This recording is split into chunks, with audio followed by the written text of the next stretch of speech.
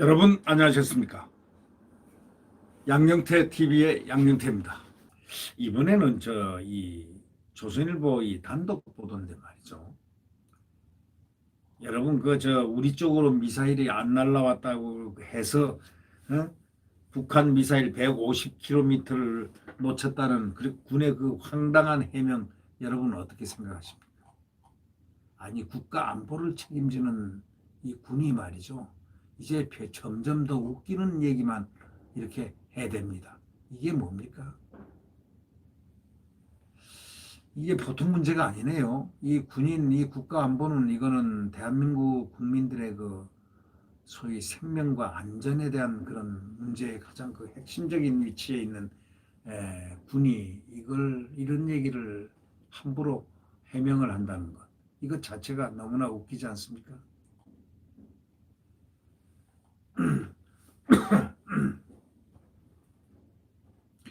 북한이 주장한 대로 600km나 날아갔는데 450km라고 발표했던 군이 4주째 정밀 분석 중이라고 했던 바로 그때입니다. 이 합동참모본부가 지난달 25일에 북한이 발사한 그 신형 단거리 탄도미사일 그 사거리하고 관련해서 우리 군 감시 자산으로는 450km 날아간 것을 확인했다. 이렇게 최근 국회에 보고한 것으로 알려졌습니다.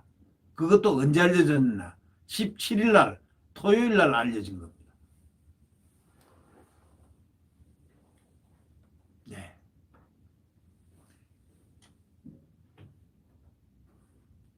그러나 한미정보당국은 탄도미사일 비행거리와 관련해서 북한 주장대로 600km가 맞을 가능성이 높다고 판단한 상황입니다.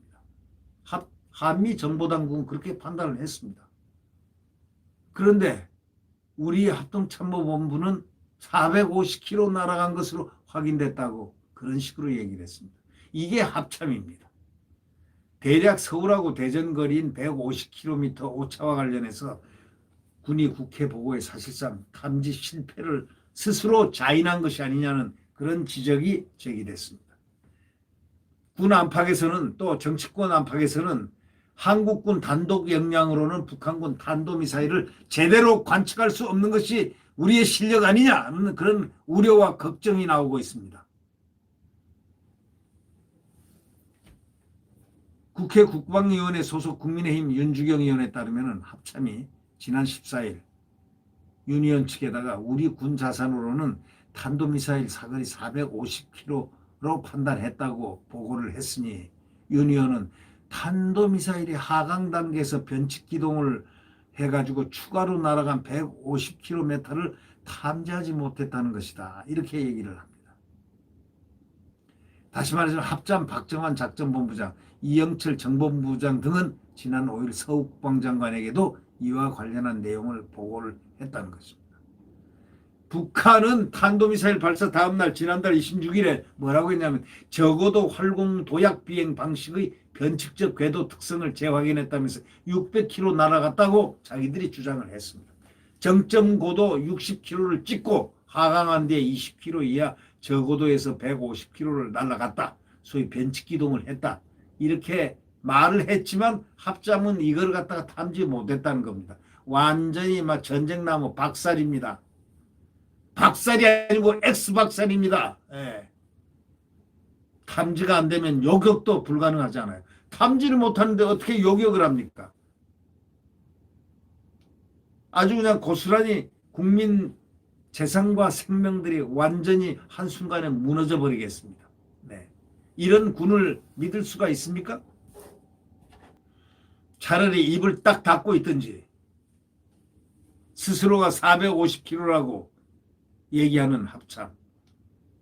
이와 관련해서 정치권 추궁에 대해서 이런 식으로 답변했습니다. 우리 쪽으로 안 날라와서, 우리 쪽으로 미사일이 안 날라와서 제대로 탐지 못했다. 해명했습니다. 이실직고를 한 거죠.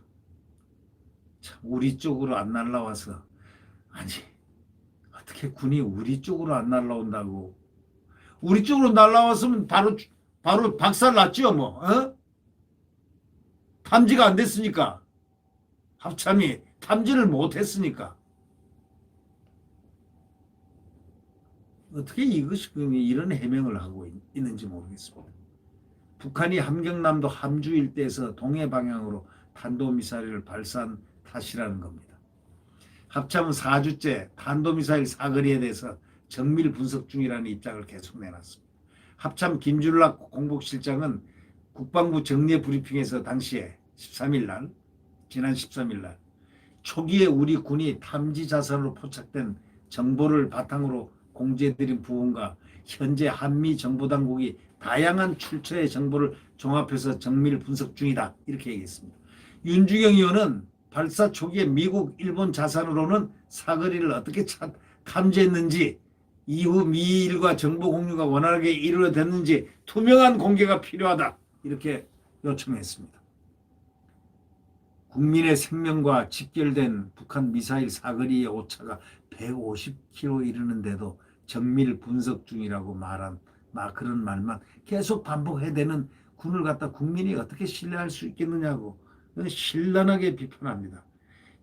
조선일보의 단독 보도에 이러한 사실이 들어있다는 걸 보고 정말 깜짝 놀라지 않을 수 없습니다. 대한민국 대부분의 분들이 남자분들은 군대에 갔다 왔습니다. 이것을 보고 어떤 느낌을 갖겠습니까? 개탄, 바로 개탄, 바로 그 자체죠. 군이 뭐 하고 있습니까? 이 정권의 군은 왜 이럽니까? 과거에 군이 이런 적이 있었습니까?